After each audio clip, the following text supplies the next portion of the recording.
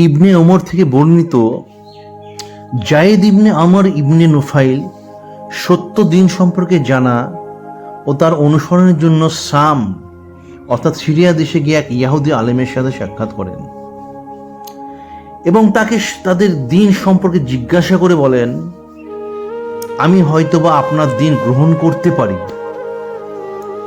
সুতরাং আমাকে আপনাদের দিন সম্পর্কে কিছু বলুন। ইহুদি আলেম বললেন, আপনি আমাদের ধর্মের অনুসারী হতে পারবেন না যে পর্যন্ত আল্লাহর আযাব থেকে আপনার অংশ আপনি গ্রহণ না করেন। জায়েদ বললেন, আমি তো আল্লাহর আযাব থেকে বাঁচার জন্য ভয়ে পালিয়ে বেড়াচ্ছি। আল্লাহ পাকের আযাব বিন্দুমাত্র সহ্য করার ক্ষমতা আমার নেই এবং আমি তা বরদাস্ত করার সাধ্যও রাখি না।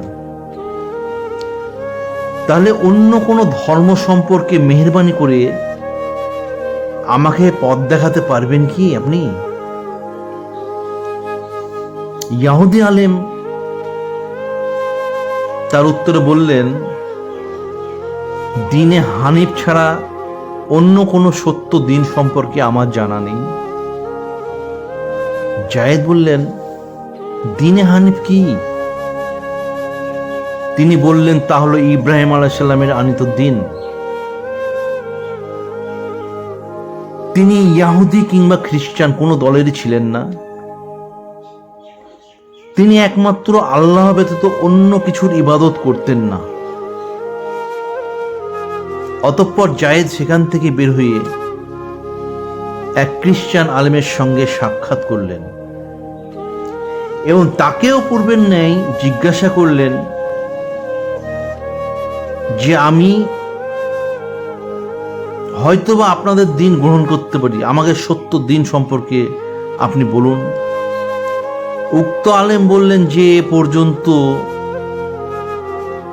যে আপনি আল্লাহর লানত যতক্ষণ পর্যন্ত গ্রহণ না করবেন সে পর্যন্ত আমাদের ধর্মের অনুসারী আপনি হতে পারবেন না।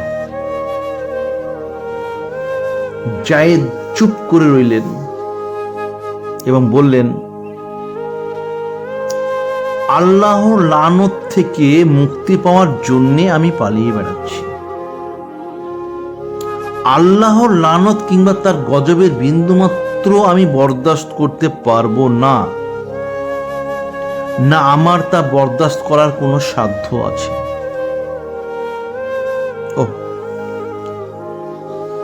অতঃপর উক্ত আলেমকে তিনি বললেন, তাহলে আপনি কি আমাকে অন্য কোনো দিন বা ধর্মের কথা বলে দিতে পারবেন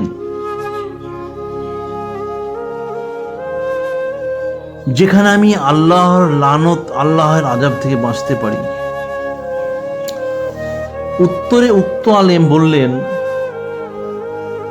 অন্য কোনো ধর্মের কথা আমি জানি না, তবে দিনে হানিফ ব্যতীত। জায়েদ জিজ্ঞাসা করলেন, হানিফ কি? তখন সেই খ্রিস্টান আলেম বললেন, তা হলো ইব্রাহিম আলাইহিস সালামের আনিত দিন। তিনি ইহুদি অথবা খ্রিস্টান কিছুই ছিলেন না। তিনি আল্লাহ ছাড়া অন্য কিছুর ইবাদত করতেন না।